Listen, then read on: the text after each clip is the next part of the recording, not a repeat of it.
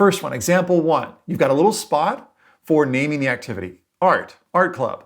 And then you've got a little spot for your description, created art and organized club. Not a very descriptive description, right? You've got 150 characters here, so use them. So founder and president. Okay, that gives me a sense of the role. This is in the second example. Waterbridge High Art Honor Society. Oh, it had kind of a cool name and it was an honor society. Organized and ran meetings, set up field trips, brainstormed and created group art activities, wrote and sent newsletter to members. Notice how much more information we're getting about that student's involvement in that activity by including some more information. So how do you do this? 3 ways, and I'm going to walk you through each of these different strategies, these techniques, and give you a tool or resource that you can do this with on your own activities list. Hey friends, what's up? College Essay Guy here, talking to you about the activities list. Now, what is the activities list? It's that spot on your application that's like your brag sheet or your resume, whereas the personal statement is more about who you are. The activities list is really more about what you've done. How have you spent the last 3 to 4 years of your life? In this video, I want to share with you how in about 30 minutes,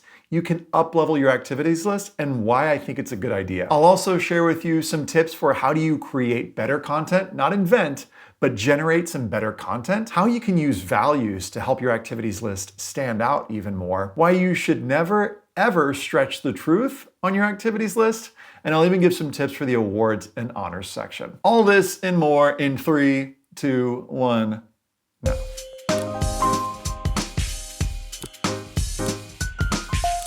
Now, I feel like this is kind of an underappreciated part of the application. Students will often spend lots and lots of time on their personal statement, and they'll kind of phone it in for their activities list because I think it's not that important. Not I think, they think it's not that important. But I'm here to tell you that I actually think the activities list can be a difference maker in your application. To quote Jorge Delgado from Brandeis, he says, extracurricular activities can be a great opportunity to see how an applicant has self-directed their passions and interests. There are only so many hours in the day, so seeing how a student has involved themselves outside the academic arena is a great way of understanding their potential fit for a university campus. So why should you even spend time doing this? How could this be a difference maker in your application?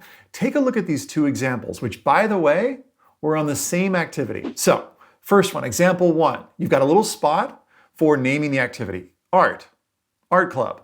And then you've got a little spot for your description, created art and organized club. Not a very descriptive description, right? You've got 150 characters here, so use them. So founder and president. Okay, that gives me a sense of the role. This is in the second example. Waterbridge High Art Honor Society. Oh, it had kind of a cool name and it was an honor society. And then for the description, look at this. Organized and ran meetings, set up field trips, brainstormed and created group art activities, wrote and sent newsletter to members. Awesome. Now I've underlined some words in there and I'll explain why I did that in just a couple minutes. But notice how much more information we're getting about that student's involvement in that activity by including some more information. So how do you do this? 3 ways. And I'm going to walk you through each of these different strategies, these techniques, and give you a tool or resource that you can do this with on your own activities list. So the first tip I want to give you is to use stronger verbs. Now, what do I mean by this? Well, in the example that I just shared with you, you'll notice I underlined certain words. Let's look at it again really quick. Organized, set up, brainstormed, created, wrote, sent. Do you notice how each one of those give me a different sense of what that student did? Also notice that each one of those is kind of visual. Organized, we can see the person organizing, whereas writing and sending newsletters to members is a different thing that the student's doing that you can also visualize. Now, you're probably wondering, okay, Ethan, verbs sound great, but how do I know which verbs to use? Why don't you just give me a list of like a bunch of activities list verbs? And yeah, I could make it super easy for you if I wanted to by just giving you like this epic list of activities list verbs. And if you click below this video, you'll find an epic list of activities list verbs that you can actually use on your own activities list to expand your content. So if you take a look at it, you'll see that it's divided into separate sections. Check this out. You'll see some verbs here for things like proof you accomplished something. So you could say I did it, or I got that, or you could say I attained, or I demonstrated, right? When it comes to management and leadership skills, sure, you could say I ordered folks around, or I led, which is great. But did you consolidate? Did you coordinate? Did you found or generate? So each of these verbs is gonna give us a little bit more information, and in some cases it's gonna be more precise, describing the actual thing you did. So my advice is to take this epic list of activities list verbs, and for each activity that you did, just spend like 3 minutes going through the list and going, okay, what did I actually do in this activity. Now, the great thing about this list is that it's actually gonna help you remember stuff that you did that you don't remember doing. The second resource that I wanna share with you is called the BEABIES exercise, which I know is a super silly name. It sounds like I'm saying the babies exercise, but it stands for the best extracurricular activity brainstorm I've ever seen. And I gotta give a shout out to my brother Devin who came up with this. And it's awesome. So here's how it works, take a look. Basically, you're gonna walk through and answer all these questions. What did you do? And like I said, you're gonna use those active verbs. Use that epic list of activities list verbs. Name all the things that you did, put it in the first column. In the next column, you're gonna name the problems you solved. Now, you might not think when you're playing a sport, for example, like soccer, that you solved a bunch of problems. But ask yourself, is that true? Maybe I did solve some problems. Were there any things in terms of the team that you helped solve? Were there any things in terms of internally, like issues that you had, challenges that you overcame? I became more outgoing, for example. Were there any problems, if you're writing about an extracurricular activity, that you solved on a larger scale in terms of your school or your community, or maybe, globally, you were tackling certain problems? And by the way, it doesn't just have to be problems that you solved, it could just be problems that you tackled. In the third column, what are the lessons you learned or skills you gained? And for this, you can look to your values exercise, which I've mentioned in other videos before, or you can just Google values exercise, college essay guy, and you'll look at all the values and ask yourself, okay, based on the activity that I did, whether it was soccer or a fundraiser, what are some values that you gained? Because that could also create some great content for your activities list description. And then impact you had. Who did you affect? Did you raise X number of dollars? That's impact. Or for example, did you become more self-aware? Or did you help someone else with a particular thing? Get as specific as you can with the impact. So what are impacts that you had with someone else? Or what are impacts that this extracurricular activity had on you? Finally, you're gonna look at how you applied what you learned.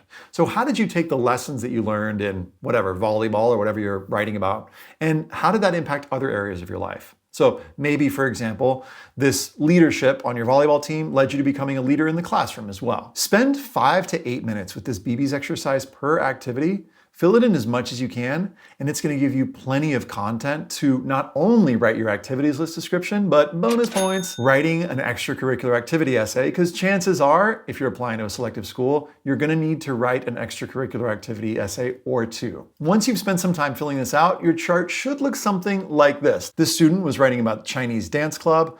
Notice how she's filled this in beautifully. What I did. Notice the active verbs, practiced, performed, danced. Problems she solved. She felt disconnected from Chinese culture and community until she got involved in Chinese dance club. What are some lessons she learned? Became more goal-oriented, managed and kept records of thousands of dollars. Impact that she had or that was had on her. She grew closer to the values of Chinese culture. How did she apply what she learned? She used these teaching skills while tutoring peers in chemistry. Now, like I said, this is gonna take a few minutes, but it's a great exercise for generating content, not only, like I said, for your activities list description, but for your extracurricular activity essay, or if you happen to be applying to the University of California schools, your UC personal insight questions. Side note, pro tip, this is the exercise that I recommend for those UC personal insight questions, which you'll find more about on my website or in a separate video. If you're having any problems with thinking about what to put in these columns, you'll find below this video a link of 25 questions that you can answer to uplevel your BEABIES exercise. The third exercise is what I call the values scan.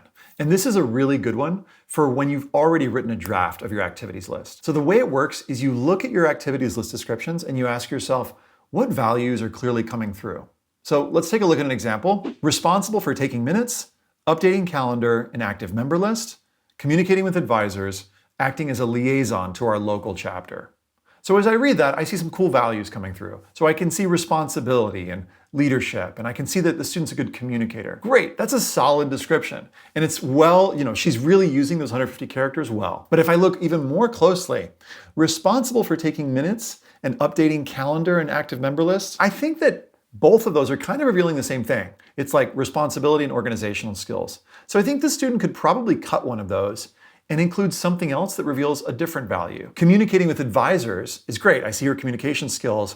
Acting as a liaison to our local chapter kind of repeats that. So again, if I'm getting really nitpicky, I could potentially cut acting as a liaison to our local chapter and include something else that shows some other side of me. And how do you do that? You go to the values list, or you go to the verbs list and go, okay, what else did I do that might reveal some other side to me? Now, don't go super crazy with this, okay? I'm not saying you need to spend 5 hours on your activities list. I want you to spend up to an hour going through your list, reading the descriptions and going which values are clearly coming through, and then which values could maybe come through if I just included some slightly different verb phrases. Below this video, in the more complete guide, you'll see some tips on things like what do you do if it was just a one-time event, or how do you describe selectivity, and why should you describe selectivity? So check that out below. A quick word to the wise on why you should never ever stretch the truth, aka lie, on your activities list.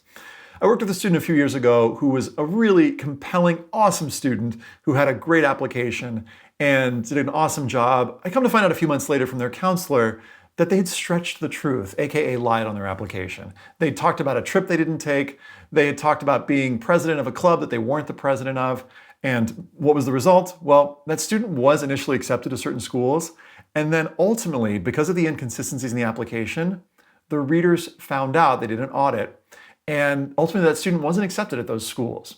So besides it getting you in trouble with schools and maybe, getting your applications rescinded, it's morally not a good idea. So don't stretch the truth, don't lie on your application or your personal statement, but you know this. All right, sermon over. Another question students often ask is, should I put absolutely everything that I've done in there? Or should I, is less is more? Should I only put the most important things? Now, most counselors that you talk to will say, value quality over quantity. In other words, put only the most important things. But there are two schools of thought on this, and I think both are kind of valid. So number one, some students feel like, well, if I leave off certain activities, that they're not really going to be getting all of who I am. And so I really want to make sure that if I did something, that I put it in there. And that's totally valid. Other students will be like, well, I don't want to put one-time events in there because I feel like they might think that it's kind of filler. And I want them to focus on the things that I really spend a lot of time doing. And that's valid too. So I'm going to let this decision be up to you. Do you want to put everything in there or just some of the things? It's your choice. Here are some quick tips for the awards and honors section. First, list your awards in order of importance. Put the most important ones at the top and then less important ones further down. Second, specify what the award actually means. So if you say, for example, the Beacon Award, what is the Beacon Award? Were you the beacon? Did you create a beacon? So just specify that. The third is selectivity. Emphasize selectivity. So how many other people were competing? Was it like 6 people or was it like 600 people? Because including that information, especially if it's impressive, can give us some more context and help set you apart from someone else who might have won a similar sounding award. If you don't tell us, we're probably not going to know. Speaking of which, you want to explain acronyms that aren't obvious. Now, if it's an acronym like AP, they're probably going to know what that is. If it's something like TEDx, probably going to know what that is. But they may not know what CSF is. So explain that. Another tip is if you want to pack multiple awards into one slot, that's totally fine. You can just list them as you go. You're not going to be able to obviously expand on the selectivity for each one, but that's a trade-off. Okay, below this video, you'll find a huge guide that walks you through all the content that I just shared and lots more, including a bunch of activities list descriptions, awards and honors descriptions, and a ton of stuff that I didn't want to put in here because I didn't want to make this video super long because it's already kind of super long. There's a ton more resources at collegeessayguide.com. I spend basically all my waking hours trying to figure out how to put more resources there. And if you like me or want to subscribe to me, you can like or subscribe to my channel. You can like the video or subscribe to my channel. That's it. That's my way of saying I'd love to connect with you more and share more stuff with you. So thanks and much love.